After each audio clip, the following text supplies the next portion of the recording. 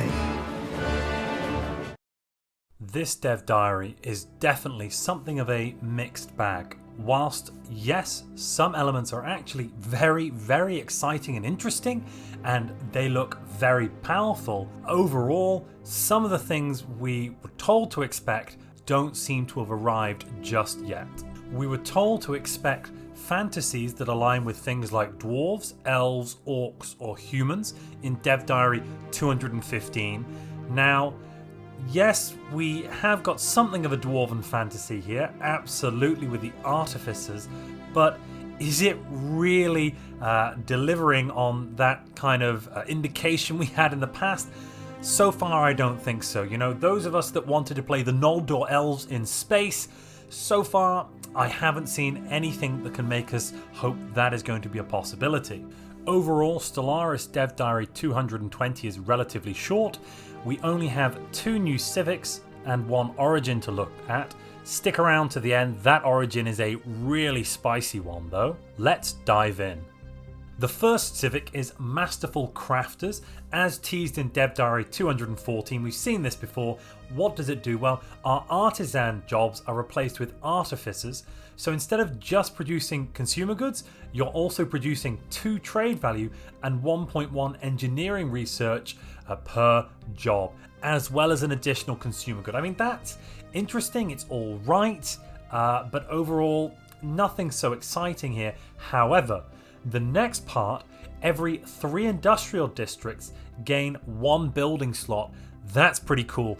I'm not sure if by having a 3-to-1 ratio, it's powerful enough to really look at it in its own right here, but that's definitely quite an interesting facet of this one. As we can see, if you have 2 artificers, you'll be turning 12 minerals, 2.2 engineering research, of course in the UI it's rounded up here, 16 consumer goods and 4 trade value. For a trade value based empire, something with thrifty, this could be really quite good. If you're stacking the new mercantile trait, I suppose, you could want to be getting as much trade value as possible, so getting trade value from your consumer good workers would be useful. However, when you're running a trade value based empire, you don't tend to produce consumer goods because you tend to be using an economic or as a trade policy to get consumer goods as a direct conversion of your trade value. So yes, it could be useful in there, but it's not really something you're always going to see in that build. So I do think this is a cool dwarf reference. Pretty cool actually. I like it, but as you'll see from the other 2, this is somewhat the only reference we're really going to see to the fantasy talked about in previous diaries. Next we have the Pleasure Seekers. Now this really is referencing Eldar pre-Slanesh, I would say. For those of you who are interested in 40k lore, what does it do? Well, first off, this civic allows you to have the decadent lifestyle living standard. We'll get to that in a minute. But otherwise, it allows your entertainers to add plus 1% pop growth, and servants produce 5 additional amenities. Of course, there are some requirements here. You can't have it with warrior culture, shared burdens, or slaver guilds. Now, how useful is this civic? Well, you could have a planet stacked full of entertainers for a lot of extra pop growth.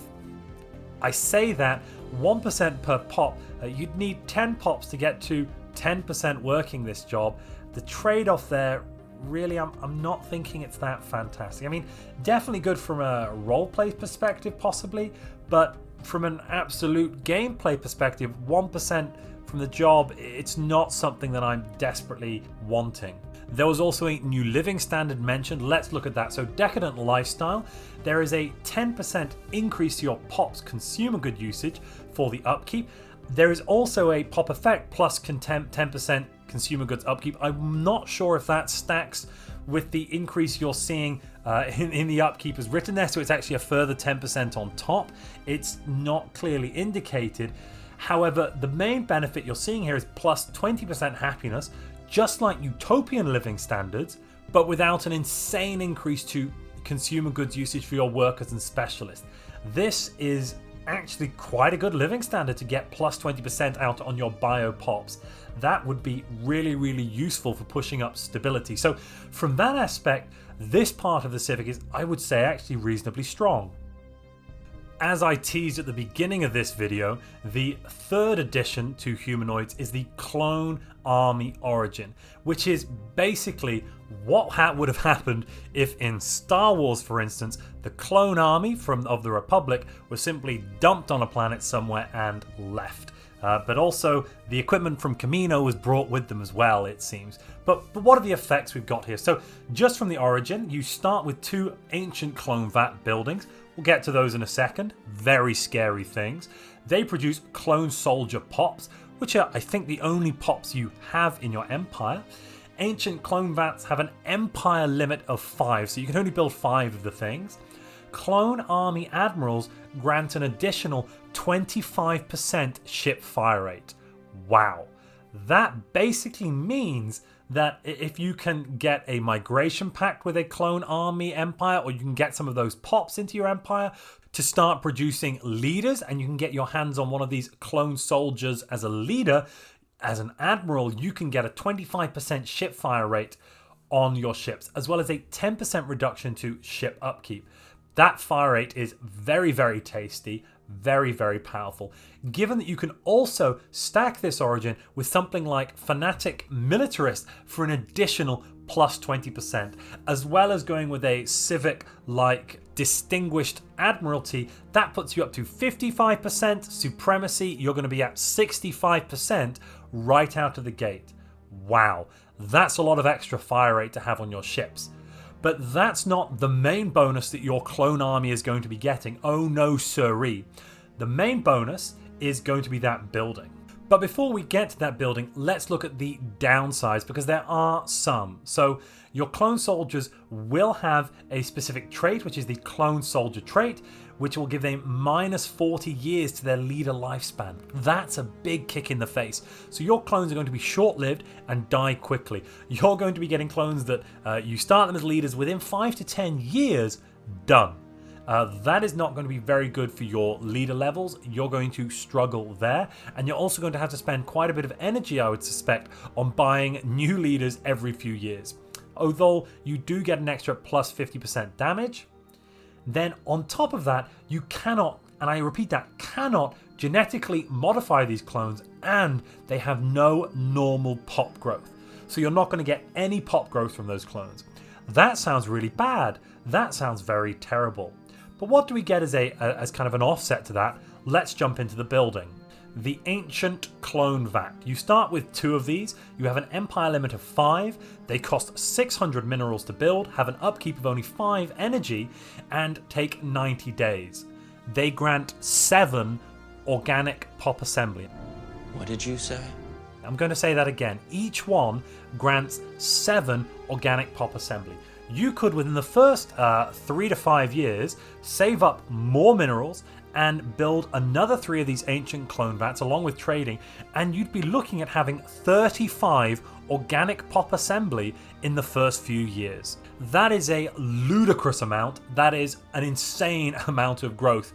This is going to be such a rush build. Any clone army build, you're going to be rushing your pops up, and you're going to want to hammer home very quickly. Now, there is a big caveat here. The Ancient Clone Vat produces and sustains clone soldier pops. The effectiveness of this growth is reduced as the Ancient Clone Vat reaches capacity. What does that mean?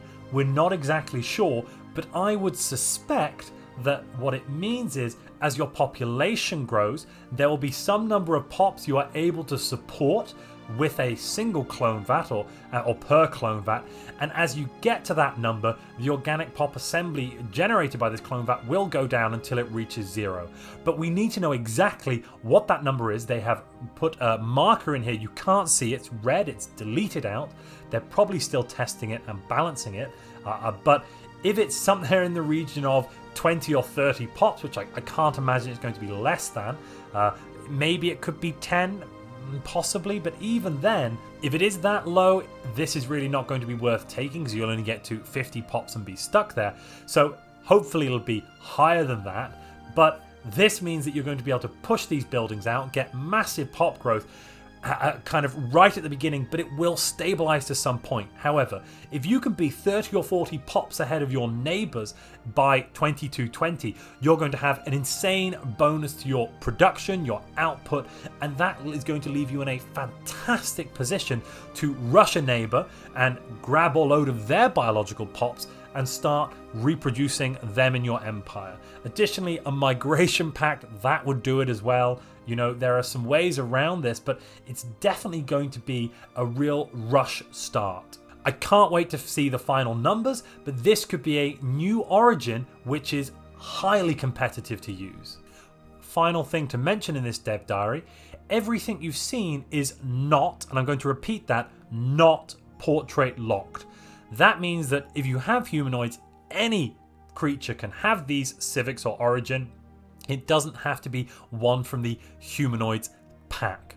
Whilst we aren't getting high elves in space, it seems, we are getting clone armies in space, and not just the clone armies we've had before, our beloved little circles with an interesting mark on them. No, this is an entire origin, an entire backstory. This one, pretty cool, pretty interesting. We're going to have to see how the balance ends up, because it could be pretty game breaking.